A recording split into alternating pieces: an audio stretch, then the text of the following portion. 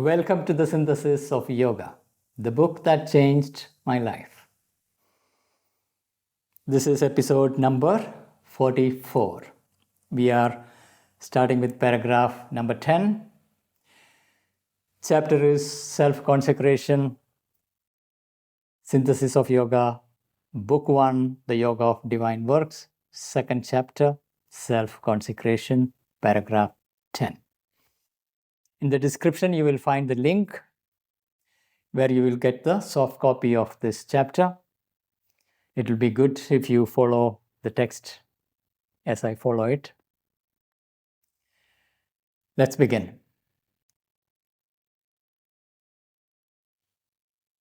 There is another direction in which the ordinary practice of yoga arrives at a helpful but narrowing simplification, which is denied to the sadhaka of the integral aim. Narrowing simplification. So there is ordinary schools of yoga, and here is integral yoga, and Aurobindo is distinguishing between the two. And there is one thing that is helpful in the ordinary practice of yoga, which brings a narrowing simplification. However, that is denied to the integral yoga practitioner. So there is another direction in which the ordinary practice of yoga arrives at a helpful but narrowing simplification, which is denied to the sadhaka of the integral aim. The practice of yoga brings us face to face with the extraordinary complexity of our own being, the stimulating but also embarrassing multiplicity of our personality, the rich, endless confusion of nature. When we look at ourselves, we experience ourselves to be a single person, one person. But the deeper truth is, we are composed of multiple personalities. That's not easy to spot, except when it becomes extreme polarities. But the deeper we dive within ourselves, we will discover this multitude of personalities within us. An embarrassing multiplicity of our personality. And there is an extraordinary complexity of our being. This is not so much visible to us because we live on the surface part of our being. It is only when we go beyond the surface and develop deeper awareness, we discover this whole range of personalities operating within us. So the practice of yoga brings us face to face. It is the very practice of yoga that brings us face to face with this extraordinary complexity of our own being. The stimulating but embarrassing multiplicity of our personality. Stimulating. It is very stimulating to discover these various parts, but it's also a rich, endless confusion of nature. Why this confusion? Let's see. Let's read further. The ordinary man who lives upon his own waking surface, important, ignorant of the self's depths and vastnesses behind the veil, his psychological existence is fairly simple. That is ordinary man. If you look at animals, they are even simpler. They are so predictable. They are so well tuned, predictable. There is certain natural intelligence. Once you understand an animal, we know that's the way it is going to behave. Which is pretty much the same when it comes to simple, ordinary people. Their psychological complexity is relatively limited, and they live on the surface personality. So the ordinary man lives ordinary man who lives upon his own waking surface. There is a waking consciousness, and behind the waking consciousness, there is a whole range that is not accessible. And ordinary man who lives upon his own waking surface, ignorant of the self's depths and vastnesses behind the veil. There's a veil separating this waking self from that which is behind and below and above. There is a whole spectrum. His psychological existence is fairly simple. A small but clamorous company of desires, some imperative intellectual and aesthetic cravings. A small but clamorous company of desires. Desires, their very nature is, they are very clamorous. They demand attention. They want fulfillment then and there. So we have this company of this group of small clamorous company of desires, small but clamorous company of desires. Then we have some imperative intellectual and aesthetic cravings. Imperative intellectual and aesthetic cravings. Intellectual cravings. We also need the intellectual food as a craving, certain limited intellectual food, and aesthetic cravings, whether it is the clothing or interiors or all your environment related aesthetics or art that you explore. That is again a limited set, some imperative intellectual and aesthetic cravings, some taste, of course. Our taste buds are conditioned and leaning towards what it is conditioned to. A few ruling or prominent ideas. Another aspect, ideas. Out of millions of ideas in the world, we individuals have, especially simpler human beings, have a few ruling ideas. Amid a great current of unconnected or ill-connected and mostly trivial thoughts.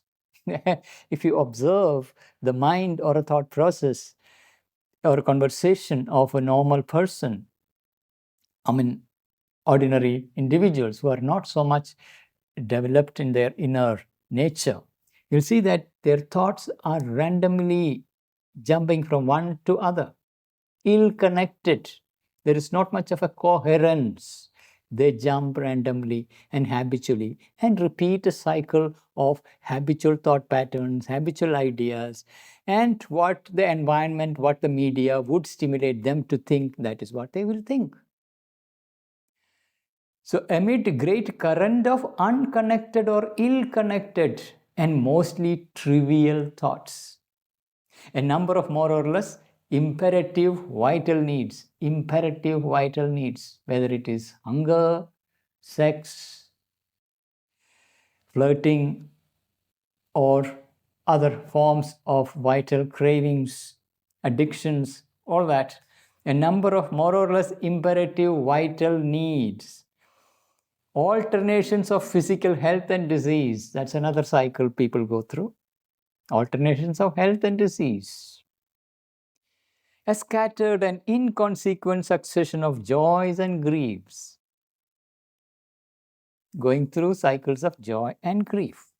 Frequent minor disturbances and vicissitudes. So minor disturbances and vicissitudes. And rarer strong searchings and upheavals of mind and body. That's rarer. Rarer, strong searching of the upheavals of mind or body. So once in a while you get a high and go for something, but that enthusiasm will fade away very fast. There is very transient and very occasional enthusiasm, occasional passion that takes you into new domains, but you fall back. An upheaval can also come into mind or body.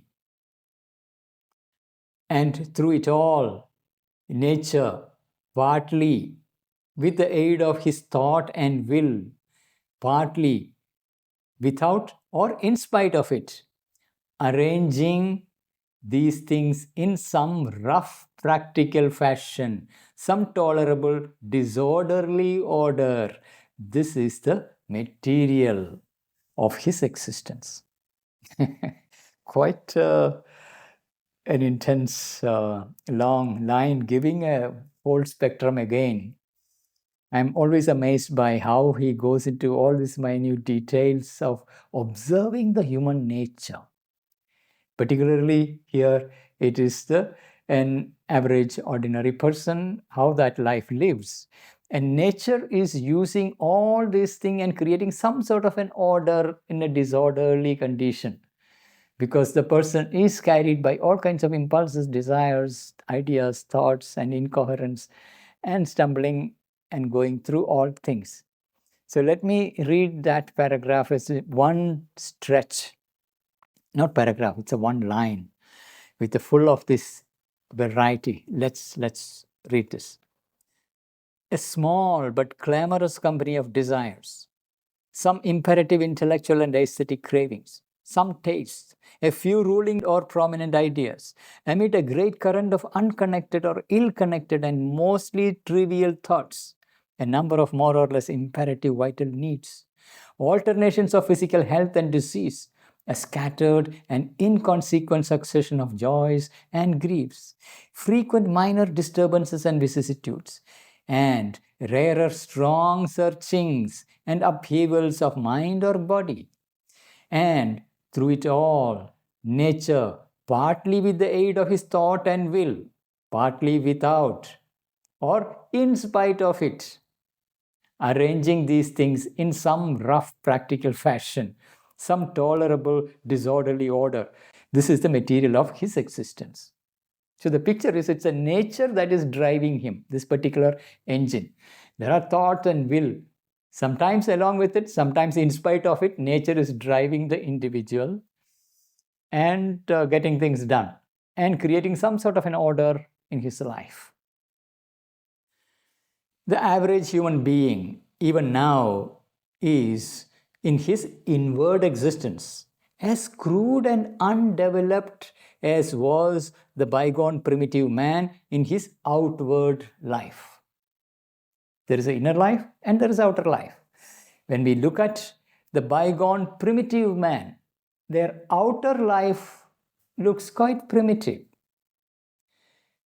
And Sri Aurobindo is saying, in the modern man, the inner life is pretty much the same crudeness, primitiveness, pretty much that animalness we can find in the modern man. Outward life of modern man might appear to be very sophisticated, civilized, wearing fine clothes and using sophisticated technology, but it is all outer veneer, the outer cover. Behind, in the inner life you look at, we discover the animal primitive nature. The average human being, even now, is in his inward existence as crude and undeveloped as was the bygone primitive man in his outward life. I remember, I think it's, I don't remember who said it. Like, the problem with modern man is that we have Paleolithic emotions, medieval institutions, and God-like technology. Our emotional nature and our internal psychological nature, in spite of the outer sophisticated appearance, it is still pretty much primitive.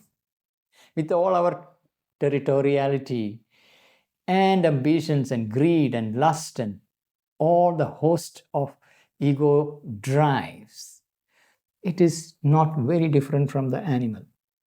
But we have God-like technology. That's a problem with modern man. And that's what we now are scared of, because we are creating technologies that are so powerful, like artificial intelligence.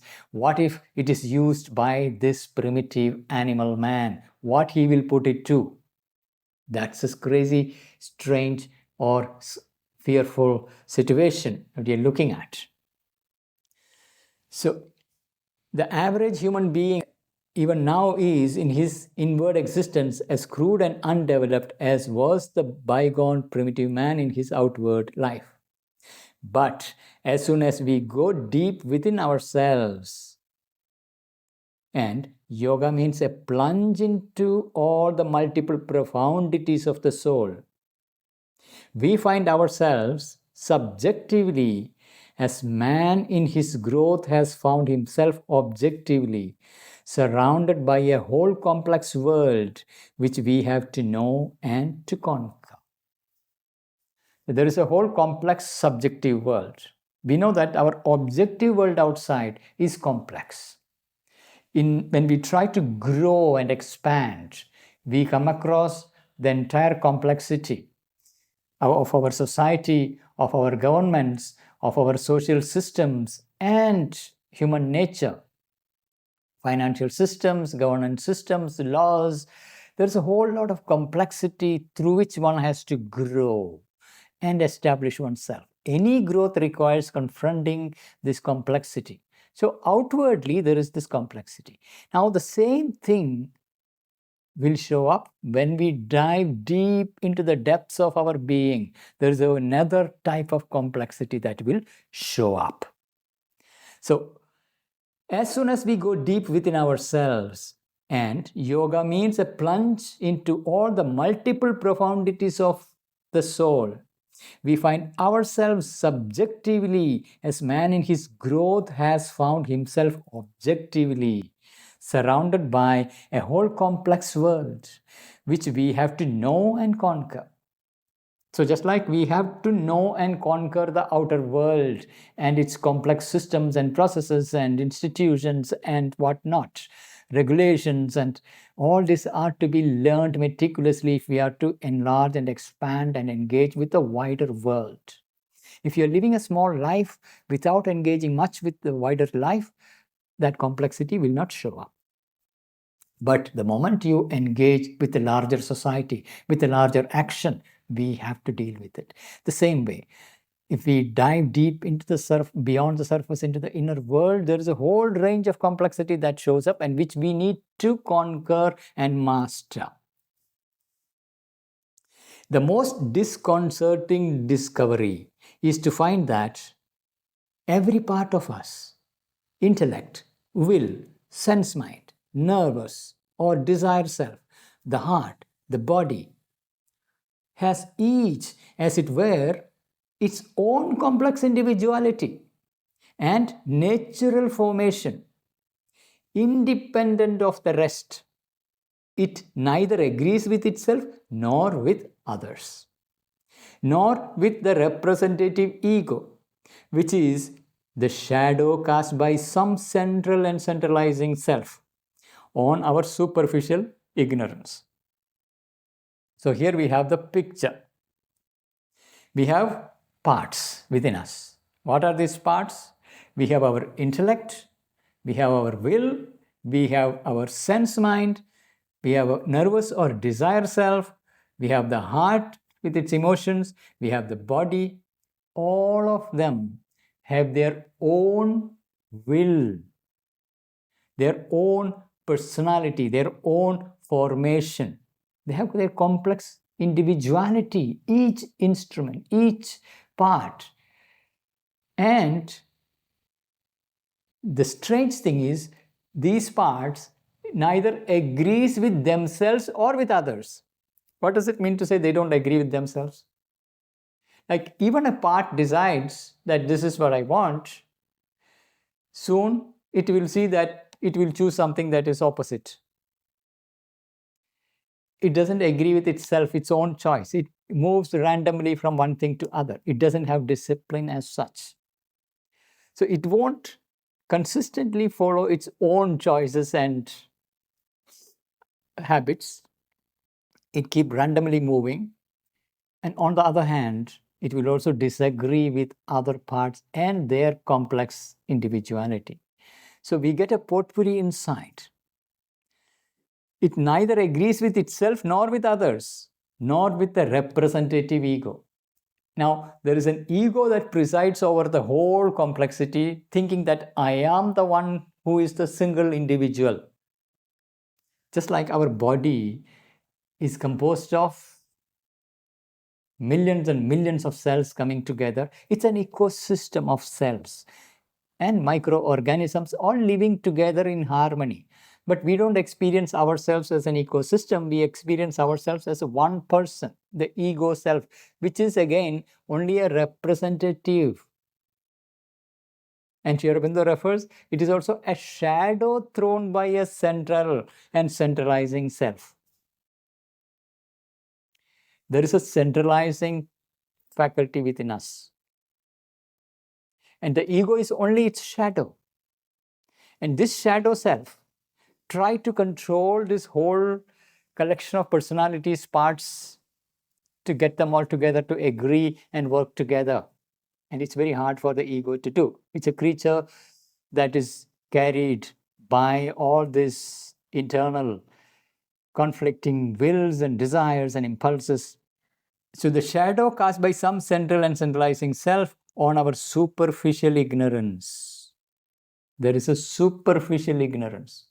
There is a larger ignorance in which this whole lower nature exists. And on the surface of it, there is a superficial ignorance in which our human mind is dwelling. Our wakeful self is dwelling. So let's read this fascinating line. The most disconcerting discovery. Yes, this discovery is very disconcerting. There's a saying that ignorance was bliss. And yoga brings self-awareness. And self-awareness, initially we get excited about, but what we are going to discover within ourselves can be very disconcerting, because this is what we are going to discover. The most disconcerting discovery is to find that every part of us, intellect, will, sense mind, nervous or desire self, the heart, the body, has each, as it were, its own complex individuality and natural formation, independent of the rest. It either agrees with itself nor with the others, nor with the representative ego, which is the shadow cast by some central and centralizing self on our superficial ignorance. We find that we are composed not of one but many personalities, and each has its own demands and differing nature. We are composed not of one but many personalities, and each has its own demands and differing nature. So that's the main essential issue that we need to deal with. There is this whole multitude of personalities. Our being is a roughly constituted chaos into which we have to introduce the principle of a divine order. So that's the nature of our life. Our being is a roughly constituted chaos. It's not really order, it's a chaos into which we have to bring in the principle of a divine order, not just regular mental order. Beyond that, we have to bring in a divine order. Moreover, we find that inwardly too, no less than outwardly, we are not alone in the world. The sharp separation of our ego was no more than a strong imposition and delusion. We do not exist in ourselves. We do not really live apart in an inner privacy or solitude. We have this fantastic illusion that my thought is something very private. The emotion that I am feeling is something very private. The sensation that I'm feeling is something very private. The craving I'm having is private, as long as I'm not telling that to anybody. This is a fantastic illusion with which we live. The truth is, we are transparent and open like a marketplace. And these things come and go. But we have this fabulous sense of privacy, of solitude. So, moreover, we find that inwardly too, no less than outwardly. So outwardly it is obvious. There are so many people, so many movements, so many things happening, not giving us any space, not even giving a private time and space. We are interacting with people all the time. That's outward nature. Same thing is applicable to the inner nature. We find that inwardly too, no less than outwardly, we are not alone in the world. The sharp separateness of our ego was no more than a strong imposition and delusion. It is an imposition and delusion. We do not exist in ourselves. We do not really live apart in an inner privacy or solitude. We really don't have that privacy and solitude, which we fantasize as if we have it. That's just a delusion of the ego. Our mind is a receiving, developing, and modifying machine. Let me read it again. Very important statement. Our mind is a receiving, developing, and modifying. Mind can receive, it can develop, and it can modify, but it's a machine into which there is being constantly passed from moment to moment, a ceaseless foreign flux, a streaming mass of disparate materials from above, from below, from outside. So mind is a receiving station where it can receive from above, from below, from outside, from all around. And it can modify it, it can develop it, but there's a continuous streaming in of a foreign flux. That's a reality. And this is happening moment to moment. Because we are not aware, we feel ourselves to be having this sense of separate self with its own private thoughts, in reality, which is a reception happening from outside. But we habitually receive some specific set of thoughts from all around, and there is a collective formation in which we live. Our mind is a receiving, developing, and modifying machine into which there is being constantly passed from moment to moment, a ceaseless foreign flux, a streaming mass of disparate materials. It's not even an organized material, it's a disparate materials from above, from below, from outside. Just taking a drive to a city is enough to see so many advertisements are trying to grab your attention and flowing into you through all the five senses. Things are pouring in, so much attention grabbing drama that is happening around, and all this is streaming in, and we ourselves are consuming media through our mobile phones. So much is pouring in, mental stuff, emotional stuff, and also physical stuff through food and other forms that we consume. Everything is pouring in. So from above, from below, from outside. Much more than half of our thoughts and feelings are not our own, in the sense that they take form outside of ourselves. Of hardly anything can it be said that it is truly original to our nature. That's a reality. Even though we think that I have an original thought, it is nothing original. Mostly it is downloaded from other people and the environment. Very rarely something original happens. Much more than half of our thoughts and feelings, it's not just thoughts and ideas, it's also feelings are constantly getting exchanged. Someone is sad, that sadness ripples and enters you. Someone is bursting with laughter, that laughter enters you. Someone is angry, that anger triggers your anger. There's a constant transmission, there's a contagion of feelings, of emotions, of sensations, of thoughts. Much more than half of our thoughts and feelings are not our own, in the sense that they take form out of ourselves. They do take form within ourselves. Of hardly anything can be said that it is truly original to our nature.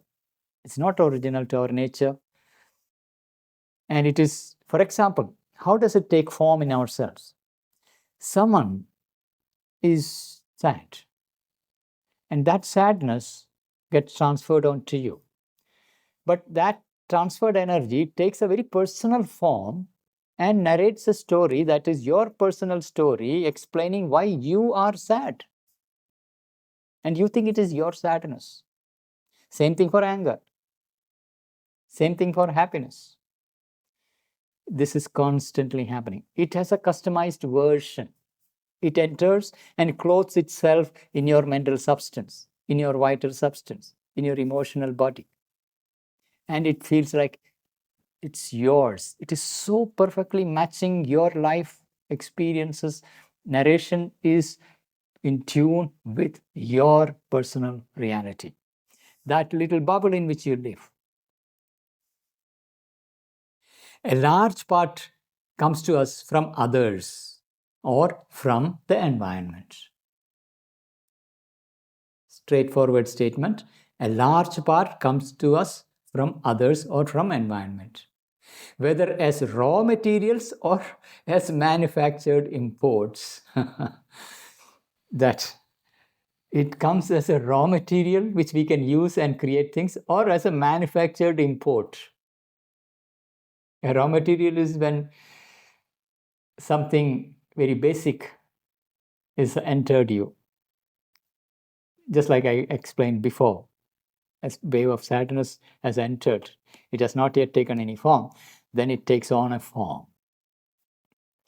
Or if it is an anger wave, if it is a manufactured import, like hate this or that person, and that is a wave that is going around and it grips you and you think that it is your personal hatred towards that person.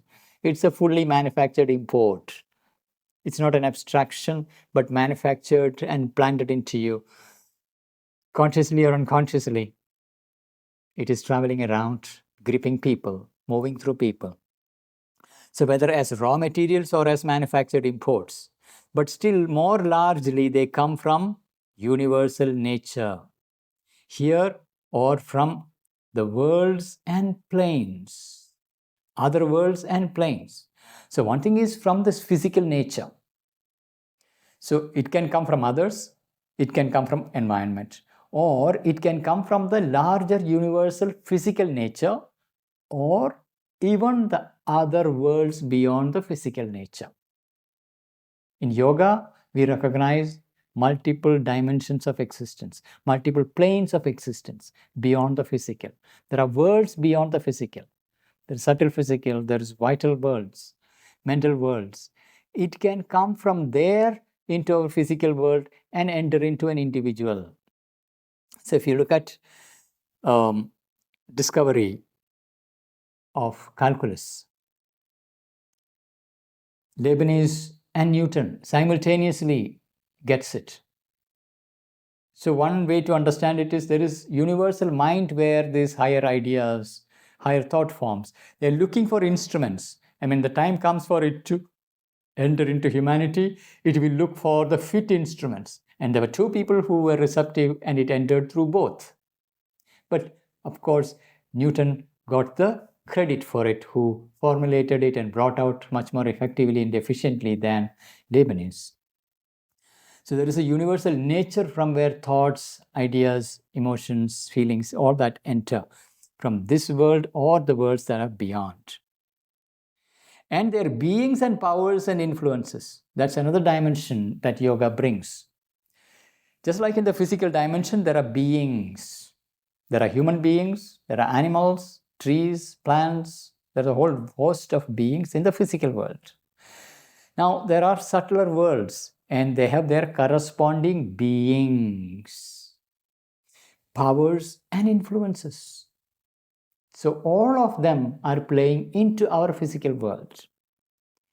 For we are overtopped and environed by other planes of consciousness. The physical is one of the lower rung of existence, according to the yogic understanding of the reality. It is overtopped with various layers, various planes above. So we are overtopped and environed by other planes of consciousness. Mind planes, life planes, subtle matter planes. These are three different layers that he's specifying. Mind planes. Within mind itself, there are many subplanes. So there are mind planes, life planes, the vital energy. The life energy has its own multiple planes. Similarly, there is a subtle matter planes. We have the gross matter That is our material nature. And behind it, there's a subtle matter. And it has its own planes, subtle matter planes. So mind planes, life planes, subtle matter planes, from which our life and action here are fed or fed on, pressed, dominated, made use of for the manifestation of their forms and forces. So we are agents. But this agency, even though we believe that I am the doer of the action, but the deeper truth is that this agency is being used by the larger beings, their powers, influences, they utilize, whether it is subtle matter plane, life planes, mind planes, or higher planes. They use humans as instruments, as agents. But we think that it is our own agency, our own freedom, with which I am choosing a thought, choosing an emotion, choosing a plan of action. These are the delusions in which we live. And these beings, forces of other planes, they are trying to manifest, even from the mental plane, an idea, a conscious living idea. If it wants to manifest in our human world, it has to pick up a human vessel who is receptive and open to receive that idea so that it can manifest. So is the vital world and its beings. If they want to manifest here in the physical dimension, they have to catch hold of some humans who are open to it. So let's read this whole line. A large part comes to us from others or from the environment, whether as raw materials or as manufactured imports. But still more largely, they come from universal nature here, or from other worlds and planes, and their beings and powers and influences.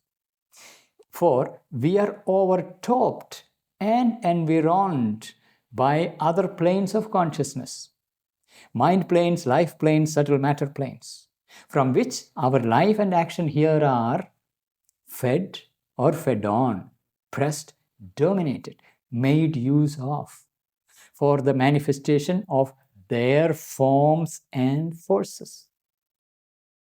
Now, that's the reality of things. Yes, ignorance was bliss, and awakening is not necessarily the most pleasant thing. We are waking up to our, first of all, our ignorance, how much we are slaves of habits and forces and beings of this whole complex reality, not only of outer complexity, but is also of inner complexity. And that can be disheartening. But yoga brings the possibility of dealing with them. The difficulty of our separate salvation is immensely increased by this complexity and manifold openness and subjection to the in-streaming energies of the universe. So, the idea of separate salvation become difficult because of this entire complexity. And that is why various traditions decided, don't deal with this stuff at all, exit liberation spirituality and the cycle of rebirth. This world cannot be transformed. This is a world of samsara, dukkha. This is maya. This is pain and suffering. This is world of evil. This is not the divine reality.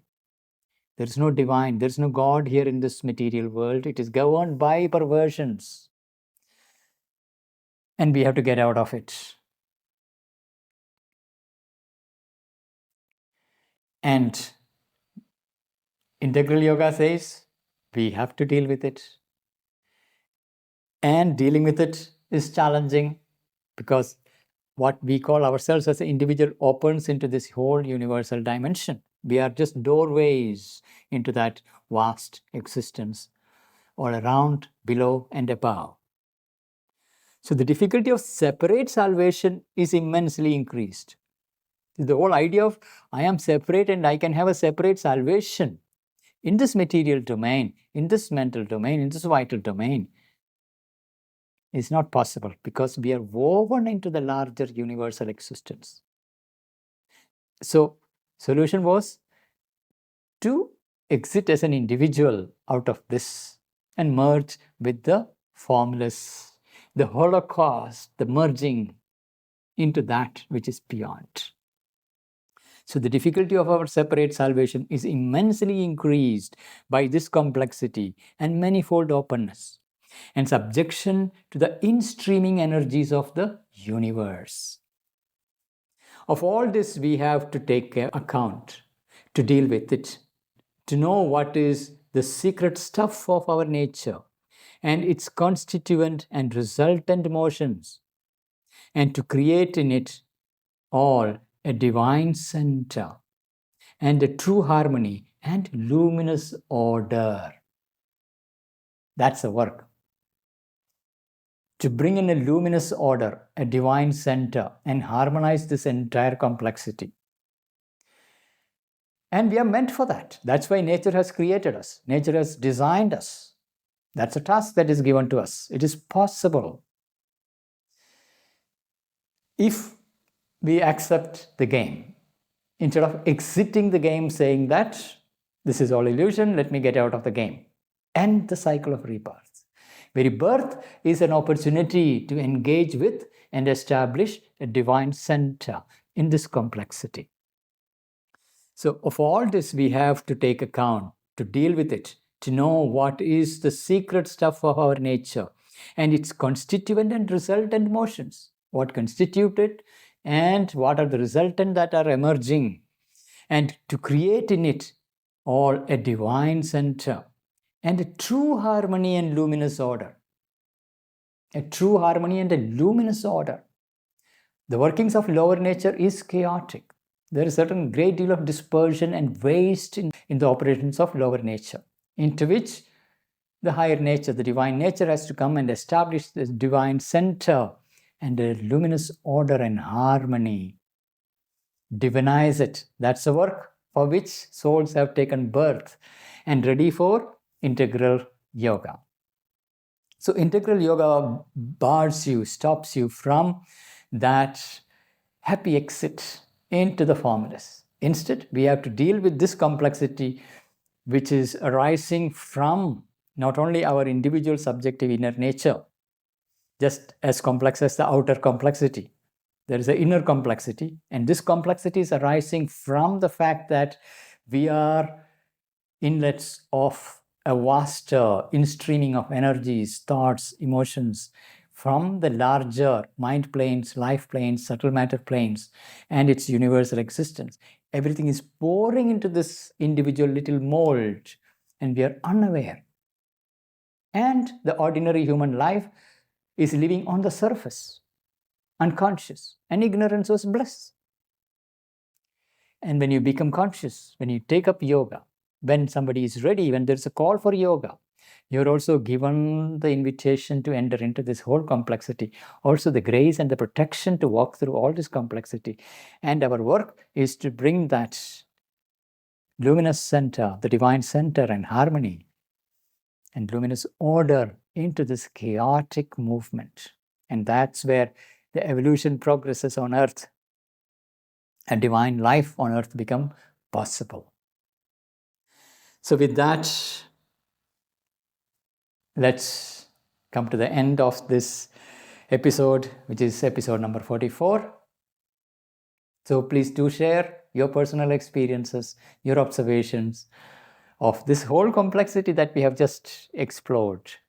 And various philosophies perhaps you have explored that were telling you, you need to exit. This is not the right place to be in. The divinity is beyond this world. So whatever it is, what you have gone through in your journey, please do share. That will be of value to others. Let's share and make this journey enriching for everyone. Thank you, and see you next week.